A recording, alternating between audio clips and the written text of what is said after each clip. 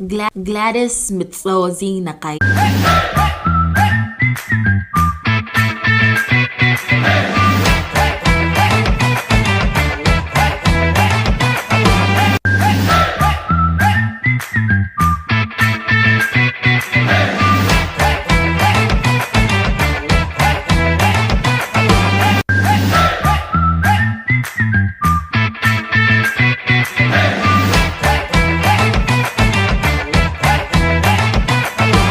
Gladys Mtsozi Nakairu Mutukwa is a highly skilled expert, consultant, civil society leader, researcher, trainer, and activist whose aim is to enhance the promotion and protection of human rights of women through advocating for gender responsible and responsive community, national and regional development efforts. She has over 30 years experience as a lawyer, a women's rights advocate, and gender activist researcher, trainer and consultant in fields of law, women, gender, and human rights at various levels. Ladies and gentlemen, we present to you Gladys Mtsozi Nakairu Mutukwa.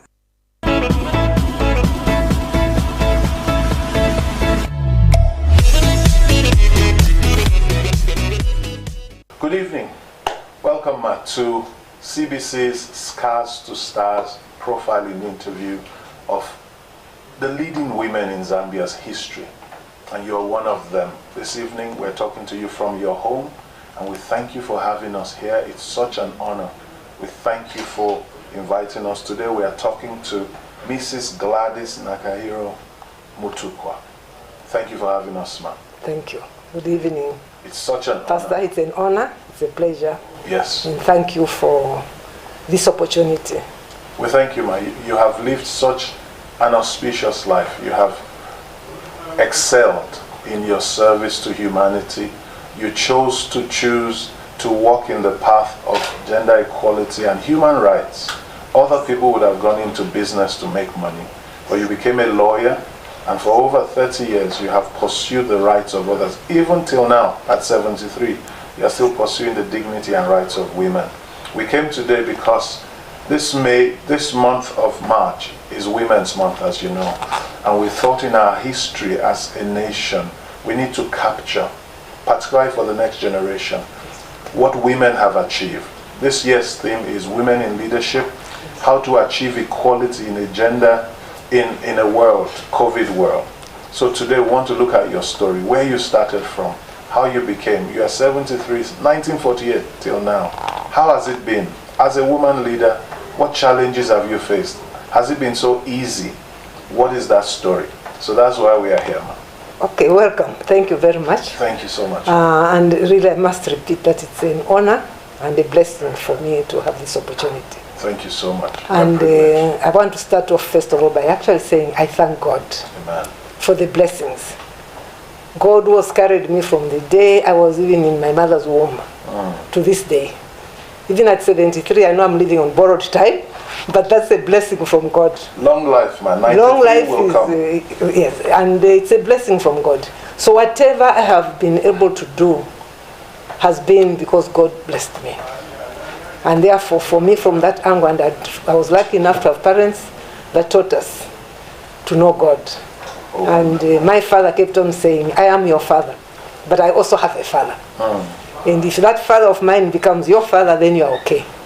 And they kept on saying, even if we are not here, don't say you are alone, because his Father, God, will always be with you. Therefore, I thank God for that.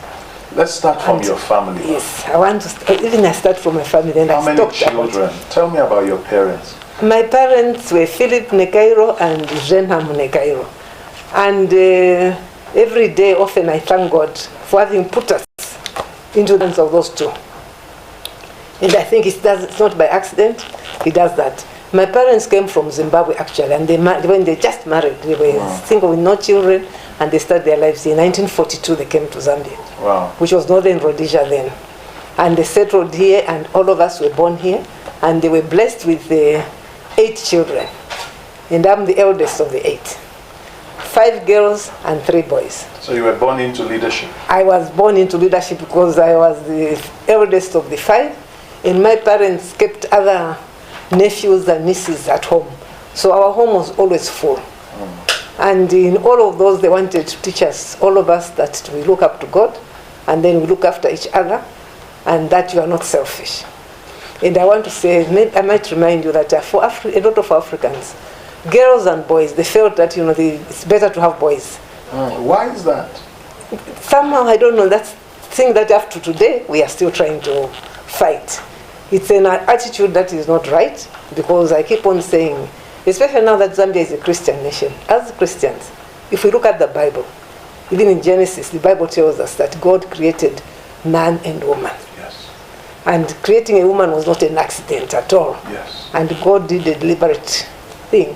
And I keep on saying that God never makes a mistake. No. So creating women is not a mistake. And having daughters is not a mistake and should not be seen as a problem. I was blessed enough to have a father who believed in Christ, believed in God, and he kept telling us that nobody has ever gone to God and said, I want a son, I want a daughter. That's true. What God gives you, you say thank you. You have a healthy baby, whether it's male or female, thank God for that.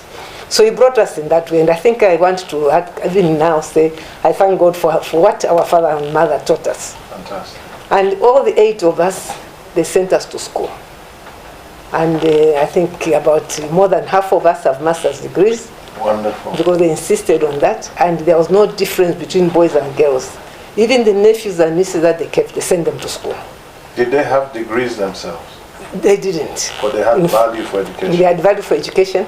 My father went up to what was called in those days Form 2, and he said he wanted to go further, but it wasn't possible because his father was gone and there was nobody to support him. My mother went up to maybe something like Standard 5. But she also kept on saying she wanted to go to school. And that expression most of the time was, if I had a chance to go to school, I would go to school until I finish all school, until they tell me there's no more education to be given.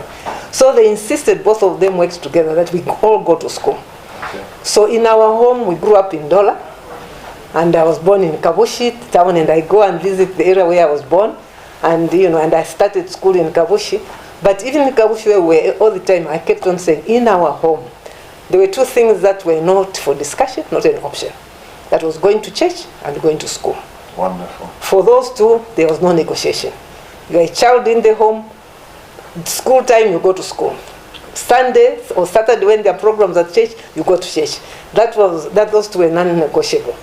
And then we also had sometimes relatives and friends of the family that would come home.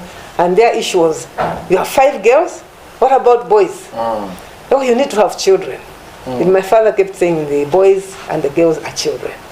And because I was the eldest, I heard this a few times. So one day I asked my father, and that was good also, I could discuss anything with him. So I asked him, I said, why do people say you need to have children? What about us? Are we not children?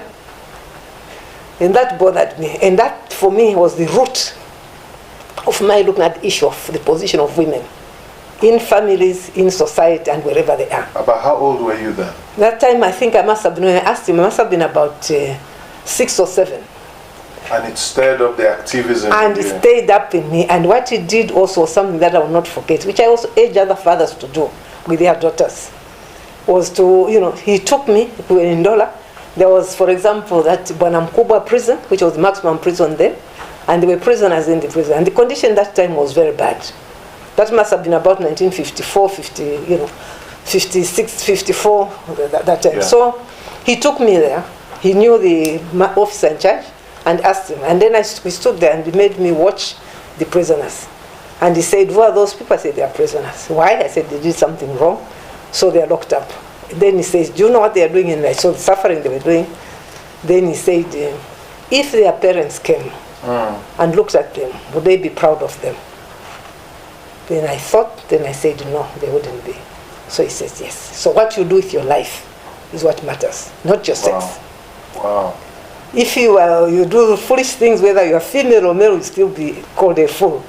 So what you do with your life is what matters. And from then, every time kept on reminding us, you have a brain like anybody else, use your brain. And you'd ask us challenging questions like, have you ever heard that there's a smaller brain for somebody? And so I said, no. Then he says, when you're in class, when they give you arithmetic, that time we used to arithmetic. Is there arithmetic for girls and arithmetic for boys? And I said no. When you write English, is it English for boys? And I said no. So, kept challenging us. And I think that for me developed this route of asking, why? Why is this so? And if I am not different from this, why shouldn't I do it? So, I insisted we go to school, and went to school. I was blessed enough by God that I was very bright. And I still even now can boast about, coming number 1 or number 2 in class. Yes. And when I went to number 3, I would be so miserable when I go home.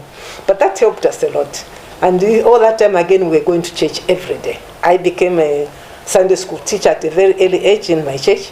We had a division for girls in our church, which we called the Young People's Department for the girls.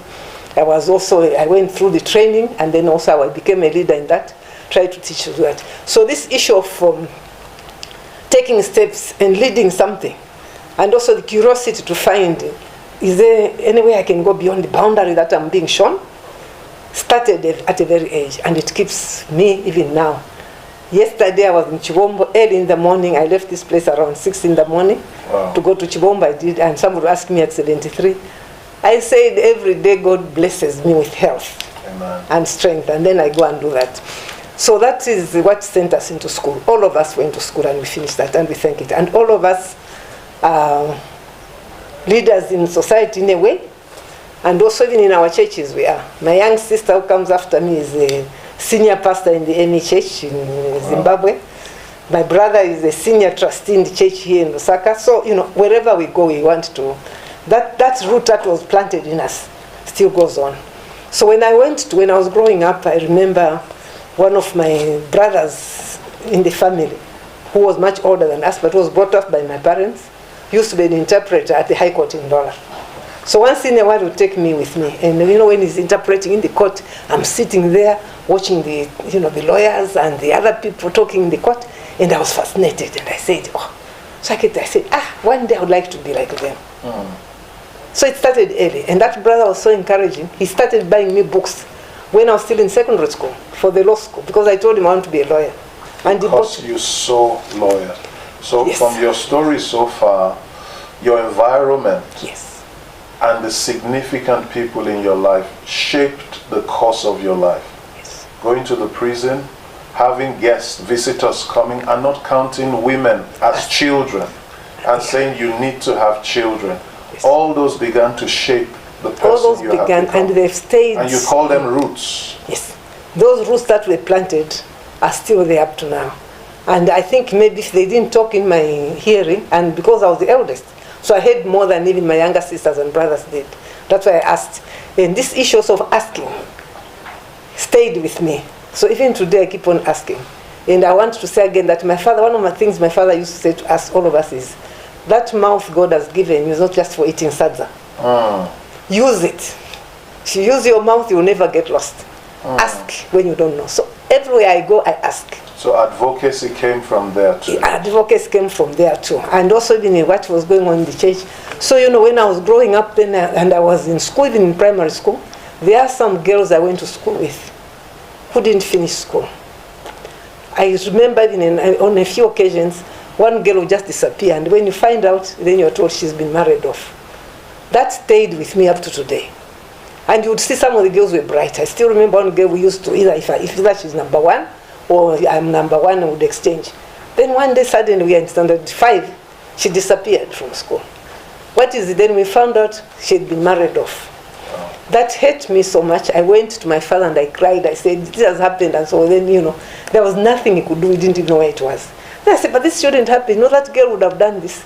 And even now, when I see a girl sitting on the street selling groundnuts, and I keep on saying, maybe if she had an opportunity that I had, the blessing that I should not be sitting there, should be doing something else. What can I do to help change the situation? So that kept with me. And even when I went to law school, was to talk about this, because I kept on saying, we must be able to say, no, you can't do this to girls. They are also children.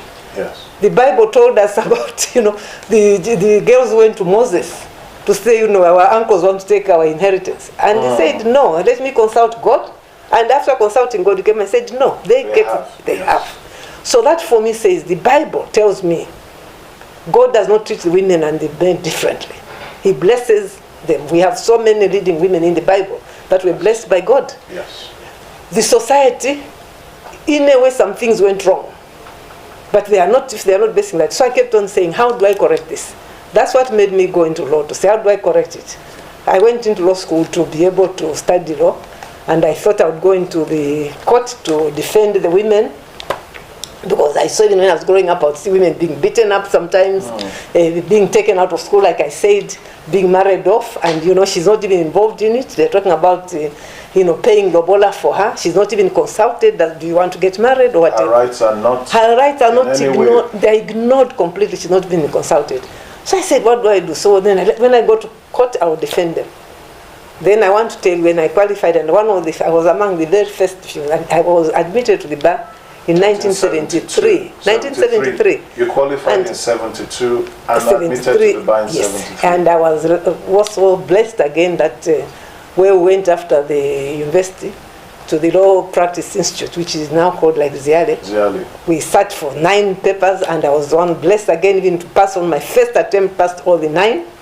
And so even now when I hear people failed or they passed on it, I keep on wondering, what is it?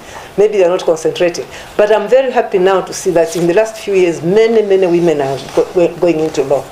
But I want now to talk about my work in law. That's made me move from practicing law in the usual way and go into an area. If I may, ma'am, before we leave this to this side, what would you say to parents? For me, I've heard you say, parents, the words they say, you call them roots today. Yes. What they planted in you has shaped your life. Yes.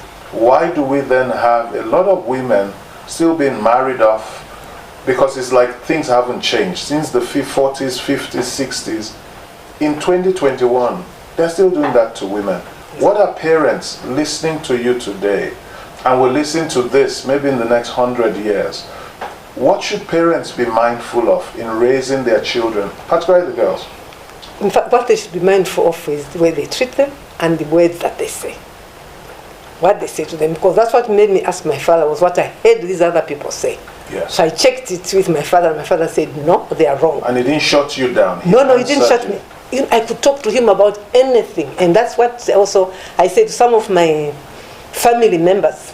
Because we still have also, even in my family, we still had people who would still want to send their girls and say, no, the girls should stay home, the boys go to school. And then when they saw what I was doing, even within my family, some of them would ask me and say, how come you're able to do all this? And I told them, I said, what my parents said to me made me feel very strong.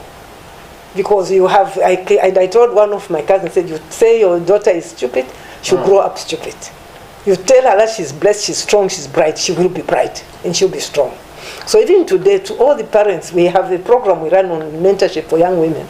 We also get women, parents, children and their parents together. And we keep on saying, parents, what you say is a root. It will build your daughter or it will destroy her. So their habitus is so important. The habitat is so, where they are growing. The environment is so important. What they see, what they hear, what is said to them particularly is so important. And it stays with them. I know that women sometimes remember things that happened to them when they were 5 years old. Yes. They'll go into it, they'll reach 90 and they still remember what happened to them when they were 5 years old. So it's so important that as the young girls are growing up, really praise them, acknowledge them, tell them, they're special beings, special, and that God did not make any mistake. He don't waste anything by creating you. And you are no less being a girl. No, you are no less. You are special. For me, I keep on saying to some of the men who want to argue about that, I keep on saying, look, even when God wanted his son to come into this world, he could have used anything, a tree or anything, whatever he could, but he chose to bring that Jesus Christ through a woman. And so, and he would not have done that if he thought she was any less important. Yes. So we've got a lot of examples in life and in our churches and so forth. But I'm still surprised also that even in some of the churches, you hear people trying to put the women down. So I think there's a lot of teaching that still needs to go on, a lot of change of mind that needs to go on. And we need also ourselves to keep on reminding people. Yes. And I think we need to have more even on the programs, on TV, on radio, talking about the importance of both men and women. That you cannot even have a society without either one of them. And both are important, and they need both to work together. And I think God did that deliberately to continue the human race, was to have the women and the men. So both of them are very important. And I think it's in every area. So even when I went into law, I want to tell you that the first job I had was at the Department of Legal Aid. And legal aid at times. You've always had a conscience and compassion for people. Yes, for because women. even when I was going in, this was in back, I said they will come. Then I was sitting in this, first of all in the Department of Legal Aid. I was in there, and then my boss was a man. At that time he was a man from Australia who came. And so they would come in and say, want to see a lawyer. Then they sent to me, they said, no, want to see the lawyer. Then they said, but she's here. There was says, still discrimination. They want to see, there's still discrimination in some of them. I'm not sure that you actually are a lawyer. Or they'd come in and say, no, don't send me to the secretary. I did this. They assumed I was the secretary. So, it's been a battle because I was a woman. So the male must be the lawyer, and me, the woman, must be the secretary. So, went through that. Fortunately, my boss also was one good to say, well, if you don't see her, you have nobody to see here, because she's the only one. But then we went on, and then, we'd do it. But then I found a situation where some women came, few, and I noted that very few women came. But I knew that there were a lot of problems in society, but very few were coming. So the few that came, there are some that I worked with, and most of the cases were on violence, in their homes, and then you're trying to help them. And then you prepare the case, and I'm so unhappy even today that you see women withdrawing cases when they have the law on their side. Our laws at the moment, really, most of them are very good. Yes. Like even the Anti-Gender-Based Violence Act that was passed recently, it's a very good act that we have. If we implemented even half of it, a lot of these problems that we're having would disappear. But I think the main job is in the minds of the people, the mindset. Because you find the women themselves saying, can I go this far? Then they would withdraw the cases. I'm happy to say also that to a certain extent there's been quite a lot of change. Because right now, like I mentioned earlier, you go into the law school in the University of Zambia. When I was there were 2 of us girls in the law school, out of a lot of boys. And of course we got a lot of teasing, but also very good camaraderie. This time, so in 73, there were just 2 girls in 2 who would have 77, I think 1970, some of the class that was there, they had only 1 girl. And then, 2. Then you go on to maybe 5, and so. Today, you go into law school, even in most of the universities, you find more than half of them are girls. So on that one, I'm very happy. Let's investigate. You said to us that the problem is the mindset. Yes. Now, how has culture, because mindset comes from, it's very systemic, and they are very normative because it comes from your family, yes, it comes from your society, your school. So how has culture, traditions, religion, you said even in churches, because in churches today, they say women as just wives, and they train them to be wives. How are those things, how have they affected the mindset of the woman, that she doesn't, even where the laws and the legal framework is there, she is withdrawing cases, and she would rather suffer than to assert her rights? It's mindset, but also the way what has happened is that for most of them they withdraw for economic reasons. So there's economic imbalance. There's economic imbalance, serious economic imbalance.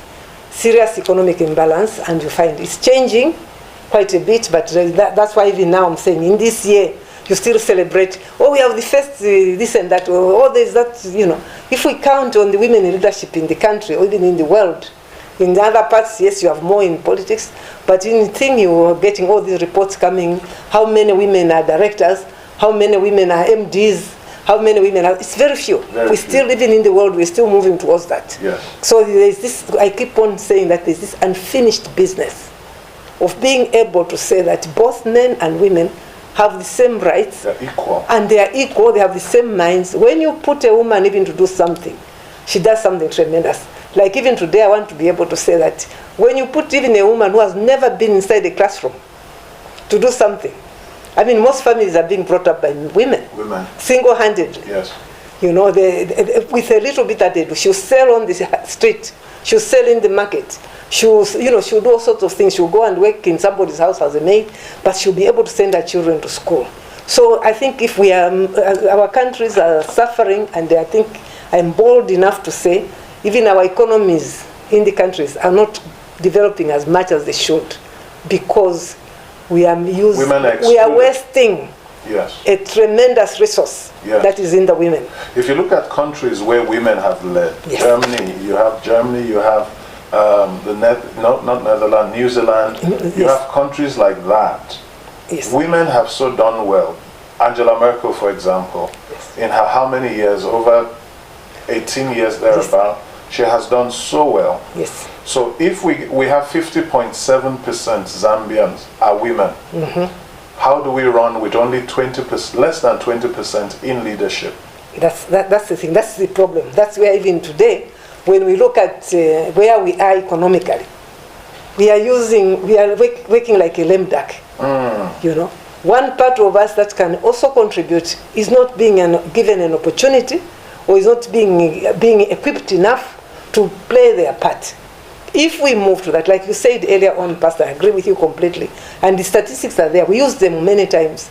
The countries where women have been able to participate more on an equal basis or even more are doing extremely well, even economically, in business, socially, politically, in every area. They are doing much better than the countries where the percentages of women's participation is very low.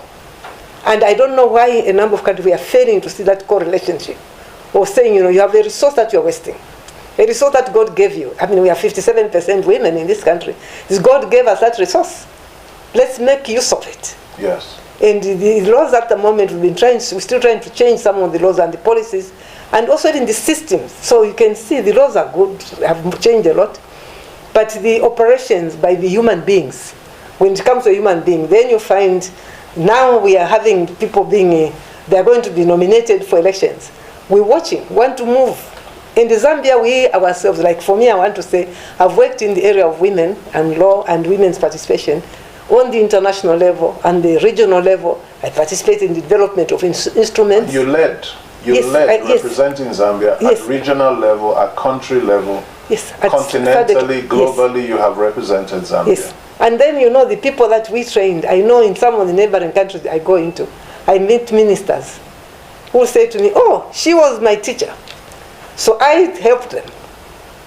They became ministers, they became very senior people in there. Then I come into my country, the percentage is still very low. And that shows there's something wrong. I'd like to ask, ma'am, we have a SADC policy that we signed. We have a SADC protocol that says 50-50. And it is by law. Meaning that if there is a business, there should be 50-50. Any level of leadership. So why haven't we achieved it? Because again, it comes back to the people that are in leadership. Is that, like I'm saying, you're going to find a group of people sitting, deciding. I mean, I must say clearly even today that I feel so pained. When, say, for example, even I'm watching TV and I'm hearing, oh, this board has been appointed.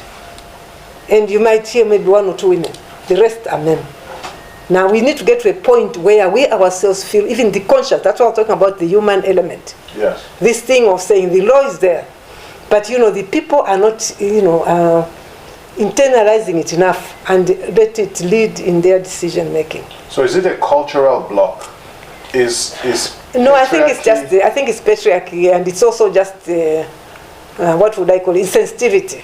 Why are women not climbing or taking their place in this leadership position? For example, you put an application out for an MD. Very few people apply, women. Most are men. Why? What is stopping women from seeing that it's my right, I can do it? A number of them are applying, but the issue is that's why it's historical. When you look at the issue of saying how many people, for example, have got where we have women who have, say, for example, they have MBAs, they're applying. And really, even now within Zambia, if we do more of a better study, at a certain level, a number of the women that have gone to school are there. But when you look at it, that, the historical, like I said, most of the girls kept on, if you talk to another of these women leaders, will tell you that in my class, there were maybe 15 girls, but only 2 of us made it to secondary school. Or only 1 of us were made it to university. The school I came from in Ndola, I think even when I went to Chipendi to go secondary school, there were only 2 of us who came from there. So out of a class. it later on shows. Yes, it does. Because capacity, we're not building our capacity. We did not build enough capacity for right now. But I think in the next few years there's going to be a change. Because right now, like I was hearing yesterday, that I think it's Njase Girls Secondary School that has gotten the highest, results, best results in the country at grade 12 level. That for me is something that is showing that things can change and things will change. And all those girls are coming from homes. But for them to get to grade 12 and have the best results in the country, that itself is very promising. And we hope in the next few years it's going to, but we need to do a lot of work now to change the mindset. So one work we need to do, Ma, is from what you have told us. Yes. We may have the women, but the people that make decisions are all men. Yes. Therefore, even if you have competency, they still select with gender bias. Yes, and that's unfortunately something that is still continuing. I remember there were times when even a few years ago, it's changing a little bit. You would go to a meeting, and I went to a meeting, say for example, of an association, and it was talking about, oh no, we need women. I said you need women in the committee. They were selecting people. I said you need women in the committee. You can't have this association read only by me. Then they said no, but the women are not here. Now if they are not here, what can we do? I was at that meeting with my husband. Then I said, all of you are here, where are your wives? Because you are in leadership, but you consider your partners as just wives who should be at home.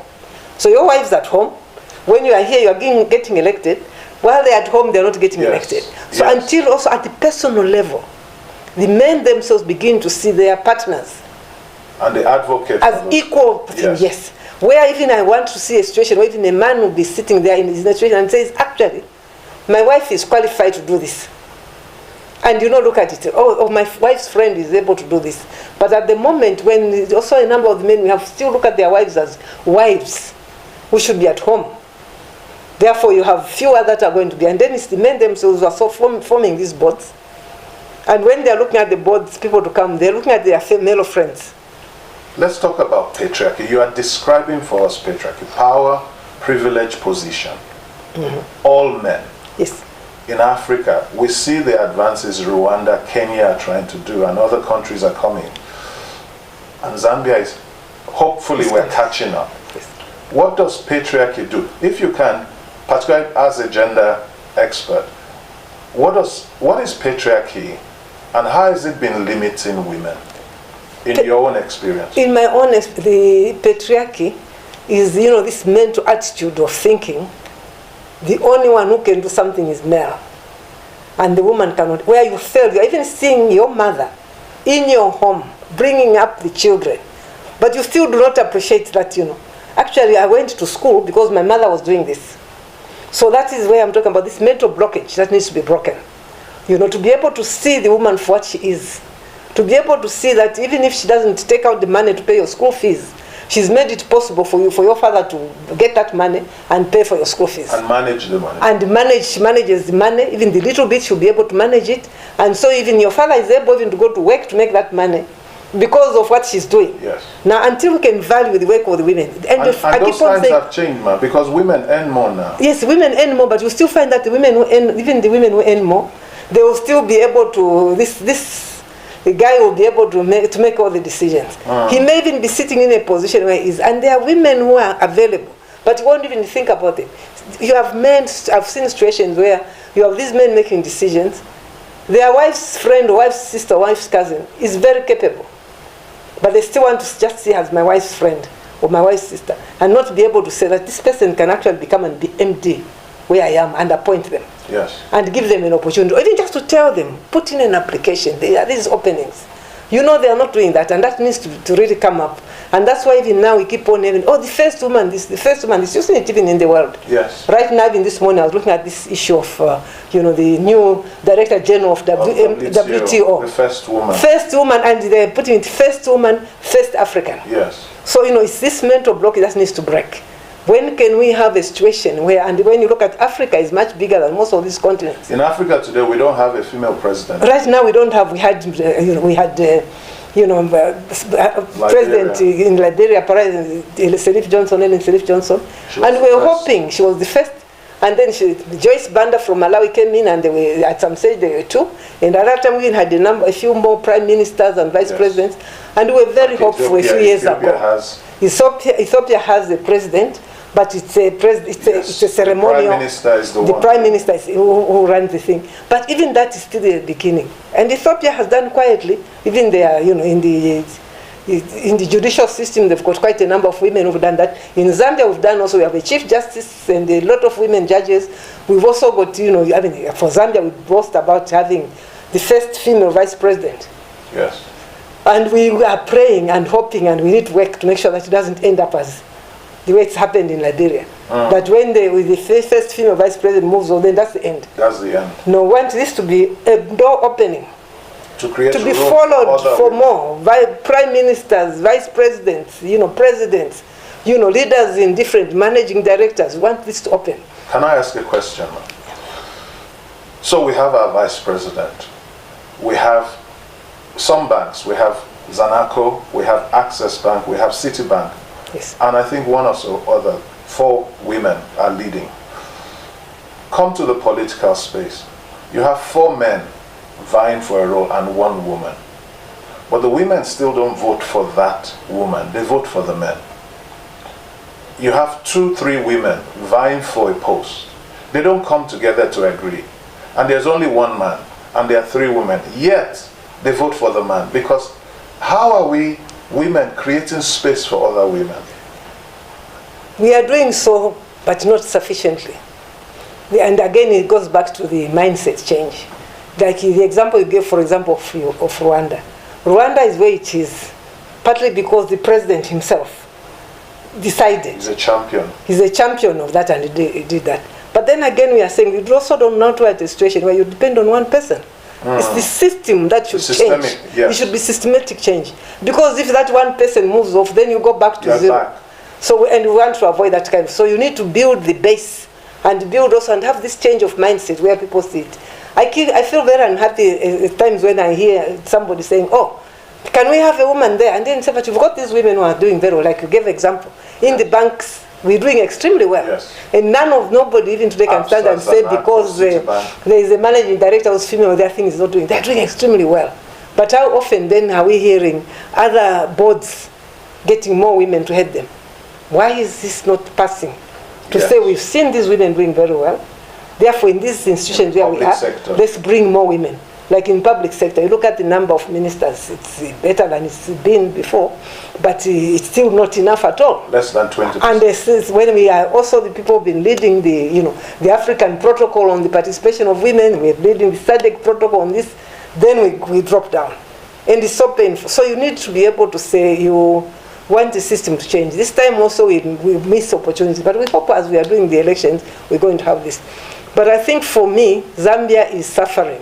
And I have no apology to say that Zambia's economy is suffering because exclusion. We are not using the resource that God gave us. Non-inclusiveness. And women pick up very quickly. They don't have to have PhDs. Yes. They'll pick up very quickly. You put them there. Look at the way they're running in the markets. Homes are being run by a woman who sells tomatoes. And their books. She runs the home, and their books balance. The woman who's selling groundnuts is able to run a woman. So that tells you that economically they have it. Yes. And they should use it. Unfortunately, we have this whole thing which still remains in some places at very senior levels. I know when I started working in law, women in law, I went to, and I made a deliberate decision, by the way, that I'm going to concentrate on them because they're not coming. So let's go teach the women about the law. I'm happy about some advances made in this country. For example, on the issue of inheritance and succession, we didn't have an inheritance succession law in this country. But we fought for it, and we got it.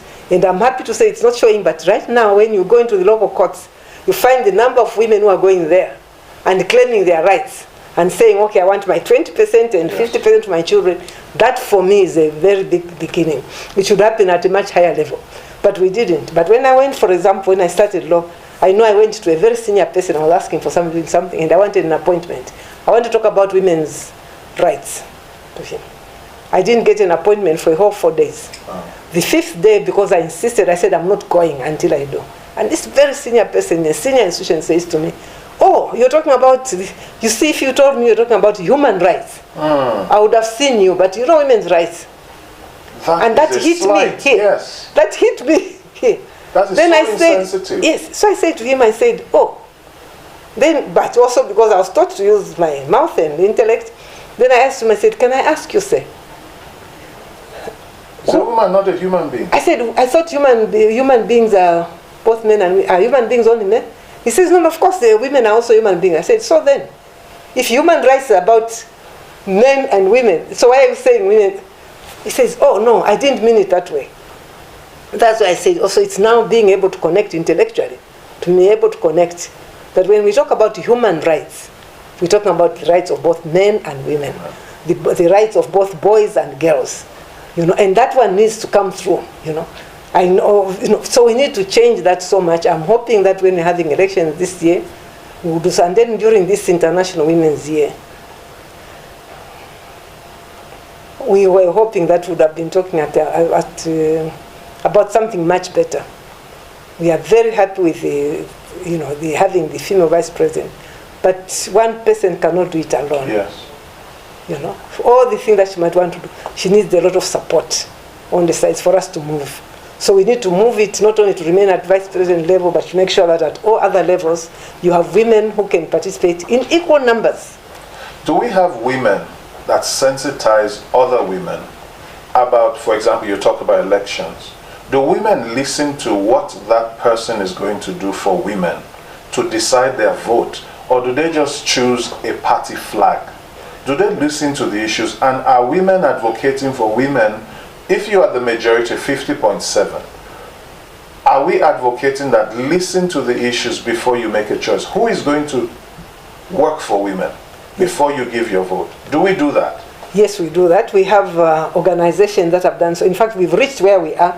Even, in fact, must even add that even the vice president herself today comes from the women's movement, from the NGOs. She's led a number of NGOs of women where we're talking about women participating.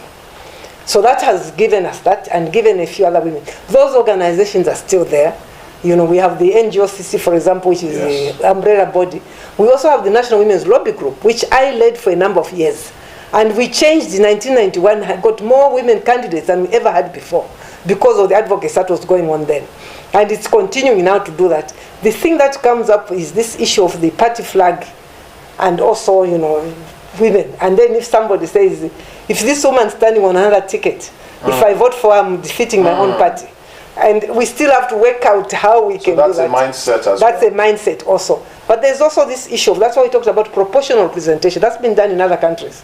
Where then you can say there are these seats and we've advocated it in this country and we hope it will come through. And we signed for it. We signed for it at SADC. Yes. But we are not doing it in the country and we need to do that. To have this proportional representation. There are some opportunities that we put which we have lost where we could have had just proportional representation. Where then you don't have this conflict of party and female.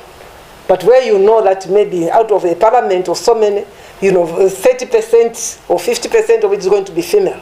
And they have those seats and they compete and they stand there. That's the only way you can get it. And that's how countries like Uganda, even Rwanda have done it. Yes. Even Tanzania has gone further. Well. Mozambique Ghana went further. Yes. Ghana have gone. The countries that have what we call affirmative action and really implement it have gone further. Because, this change of mindset is not going to happen in a day, overnight at all. And now we don't want to wait for 50 years. Like now we waited for almost 60 years to have a female vice president. Yes. Do you want to wait for another 50 years before we get another one? No. How do we change that? How do we have the 50% at this? By having affirmative action. Then you can get women to come in. And then women who would not have that conflict of female or party. But they have hit the argument for affirmative action with the argument of competence and saying that we don't want to put her there because she's a woman, but because she can deliver results. So we need to build capacity. No, capacity is there. And I keep on saying, capacity, I will stand up and say with capacity we have. If today we're going to get, even if we say it's 100 women to go into parliament, we'll get them with no problem at all. We do have men who go into parliament who, in my view, actually add no value, should not even be there. Yes. When it comes to men, you don't talk about competence. When it comes to women, then they talk about Exactly, ma'am. You know, that again is discriminatory. If you're going to talk about competence for both men and women. Yes. I mean, some of the men we've had in parliament and have no apology to make are really just bodies sitting there. They don't add value, they don't do this, and they get in, some of them because they paid somebody, or some of them because they are related to someone, and so they get in. And the country, that's why I'm saying that the country economically is also suffering. Because, you know, even some of the competence we have in the women are not being used. It's not being used. So, ma'am, let's look at this so that we can come into, because you're highlighting challenges. We have signed a protocol, therefore it is law. Yes. That in every structure, there must be 50-50% in leadership. Yes. Therefore, it is not, you are not appealing for it. It is the right. It is, why are we not insisting? For example, we're going to elections. Why are we not insisting that everybody voted into elective positions? There's 50-50. In the businesses, in the marketplaces, there's 50-50. Why are women not, or do we need men to champion that? Why are women not insisting? We are insisting. With ECZ, with all the relevant organizations, that this must be represented. Even in our churches, there's Yes. such imbalance. Yes. How do we achieve that when the law already gives us that? The law gives us that, but then the law gets implemented by people. So that's where this change of mindset I was talking about comes in. The law gets implemented by people. And then if you're not able, for example, we had cases of gender-based violence. The law changed. Then you'll have cases where a case gets to court, but maybe the judge or the magistrate who's dealing with it, his mind is not changed. He treats it differently. There's a time when with the YWCA, which was fighting on gender-based violence, we had mock trials there, where we called some of the judges to show them what happens. And you know, some of them, I remember one mock case, some of the judges cried, because they said, we didn't realize this is going on in our place. They said, you know, when you've got a judge who is beating his wife at home, and then a case comes to him, what do you expect? The kind judgment. That's where they had all these things of, oh no, because women talk too much or women do this. So we need really to have a combination of the law and the change of mindset, and people being to know, and the will to do it, and the people to actually internalize what this means. Because the protocol, both the African protocol and the gender and SADC protocol, actually are talking about in every sector. Political parties. Right now you are hearing, because of the insistence of women, you are hearing even some of the political parties that didn't have women in them are looking for, are getting women. Yes. That's coming because of the noise or the advocates. Because women's organizations, they can just keep on, and some of them have even warned them that we are watching you as you're doing that. So some of them are responding. I'm hoping that most of them are going to do that. That you cannot even run a political party adequately or effectively without the resources from both the men and the women in the country. Our time is nearly gone, and you've been advocating for this since 6 years old. That is about 67 years you've been an advocate. Yes. Let's look at some of your achievements. Even till now, you just have been doing something and you're launching something in Chibombo. Tell us about some of the achievements you've had over your life and your leadership that have gladdened your heart. Some of the ones that have gladdened my heart are quite a number, and don't forget some of them haven't. The president recognizing you. Oh yes, I almost forgot. Again, I think it's modesty of the women, which is sometimes takes us back. But the issue is that, even like I mentioned, years ago we fought, for example, for having this law on inheritance. Because the things that were going on, there was a time when it was a scandal in this country about property grabbing from the women. We fought with that so much, we didn't sleep. We used to campaign at night. We used to go to the ministers and MPs' homes at night and knock at it. We had it passed. Right now, there's more sanity in the area of interstate succession. There's a sanity.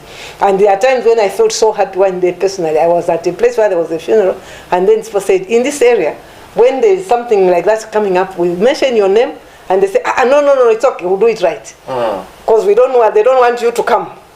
So that helped. Wonderful. That for me has been tremendous. We need to move it even further a little bit, but at least that has... and you find women in the villages talking about, according to the law. So they are using it. One of the things that has made me happy also is even in the passing of CEDAW itself. I was among the people that were disrupting it at the United Nations. Thank you so drafting much. it. The passing of CEDAW we've used. The SADC protocol, we worked on it also. I also part of that. The African Protocol on Women's Rights. So even having these many instruments has made me very happy. Sometimes I was representing Zambia as a government worker. Sometimes I represented Zambia as from the NGO circle. Like even with WULDAF, we are the ones who did the original protocol, the first draft protocol on the African rights for women. So then we did, those have guided me. But also the fact that, like I was mentioning to you, we have more girls in the University of Zambia. When we were there, we were very few. Now you have universities, many universities in Zambia, and a lot of girls are going to university. Even just 2 days ago, one of the girls saying that, I want to go to law school, ma'am, can you help me? So there are a lot of girls who are wanting to go into law school, and I think it does that. The fact that, for example, I remember we used to sit with the current vice president in different situations, talking about we need to have women. And we said, we need a woman to go into this. We never knew, it didn't even occur to us that one of us who's sitting with us is one who's going to be the first vice. Yeah, that itself also does. And also even the fact that we have all these women in the banks, in the judiciary, for example. I think Zambia needs to be very proud of. In judiciary, we have a lot of women judges. Yes. Young, some of them went to, when I was in law school, they were little babies. Now they are judges. And they are doing that. Then also we've got a situation of girls going to school. The numbers of girls going to school is still not as it should be. But now we've also got a lot of girls, like I said, patriarchy dies slowly, who are being taken out of school when they are young, very young, and they don't go to school. You go on our markets, in the market you find the majority of the people in the markets are women. Because then they think that's the easiest thing to do. Yes. Right now we're working on a project that I'm talking about of women in the markets, what we call highway markets, along our roads. I grew up coming from Dola. So at 73, you are still at building 73, yes, for women? Yes, because until the day the Lord calls me, and I'll be attending to this, what I call unfinished business. When it's finished, it is going to be a situation where anything that comes up is based on merit. Whether you are female or male, then we'll know that we've arrived. When we think like where everybody will sit at, I'm setting up a cabinet, 50% of them must be women, then we'll have arrived. Somebody says, I'm setting up a board, 50% should be men and women, then we have arrived. In whatever field, in the economic field, let people do the 50%. And recognize that both men and women have the abilities, yes. God-given abilities. God did not give half a brain to the woman. Yes. And we do. So I'm so happy that also one of the things that fortunately, last year, Africa Freedom Day. I'm so proud of you, Mom. I thank God for that. And I give glory to God for that recognition. And I was, awarded by the President of the Republic of Zambia with I call it Order of Distinguished Service, First Division, yes. for my work in gender at all levels, national, even at the district. I still remember times that I've gone into villages to talk to people who have not been to school about gender equality. It's not easy. Then you are taking what you bring from the international level down. You take also what you are getting from the village level, you take it all the way up to the international level. Yes. So it's got to be like, going both ways. So I was given that award, in that, and I'm very happy. And it was the first time an award was given for work in gender. Women, yes, have received awards. We've done that a number of times for different work that they've done. But this one specifically on the work in the field of gender. And I think for me it's a very good beginning, which we can build upon. It's not good to lay a brick and then it ends there. Yes. We must build upon it. Unfinished business. Unfinished business for me is until it's finished. It must be finished. It must be finished. And I you're work going on to pass the baton to other women. They must finish this business. We have a lot of young women, and I'm so happy that, like I said, with the lobby, I was one of that time it was me and me. Right now, I don't even go there. There are many, many women. I will hear somebody in Kipushi talking about women's rights. Here's somebody in Winilunga, in a village in Southern Province, in Eastern Province, Southwestern Province, talking about gender issues. So we feel we've passed on. The atmosphere needs to change. Yes. For this change, transformation, and I think it's transformation that Zambia needs for the Zambia to take its rightful place in society. Yes. Please, ma'am, before we go, It's so sad that time goes so fast. What has Dr. Mutukwa done in your journey?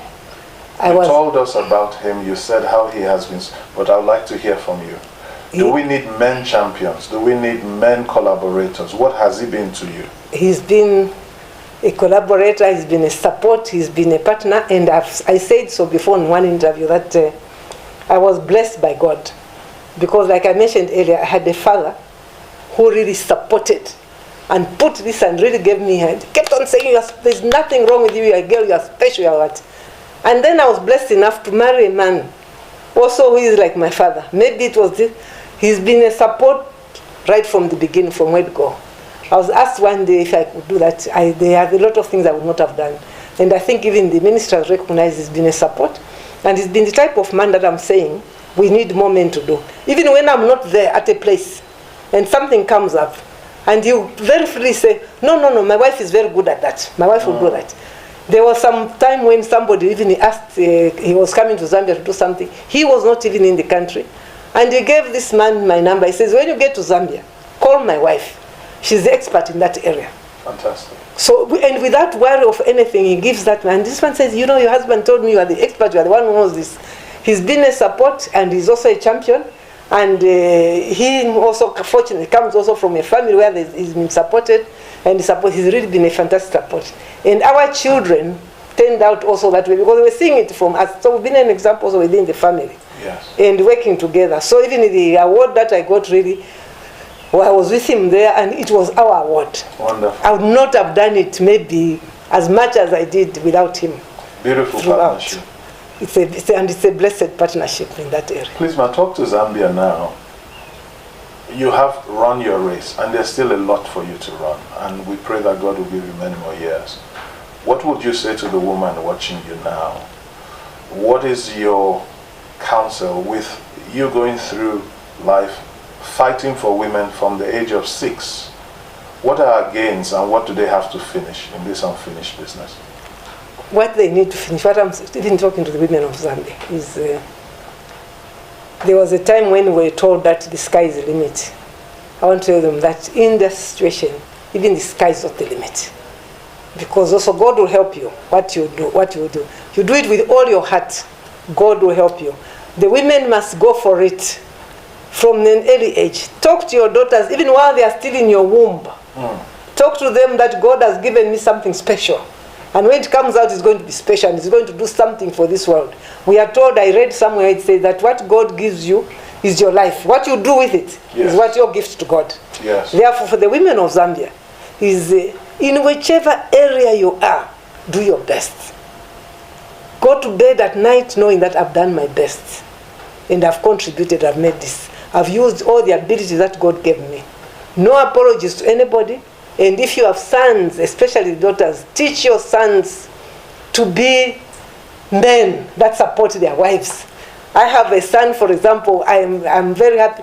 He is a gender champion from the time, because for him, I used to carry him to all the workshops when I was young. Wonderful. And it's in him. So it's also what the women of Zambia, teach your daughters and teach your sons.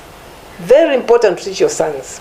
Because we find the daughters are being taught a number of things which the sons are not being taught. Then that creates a conflict in the home.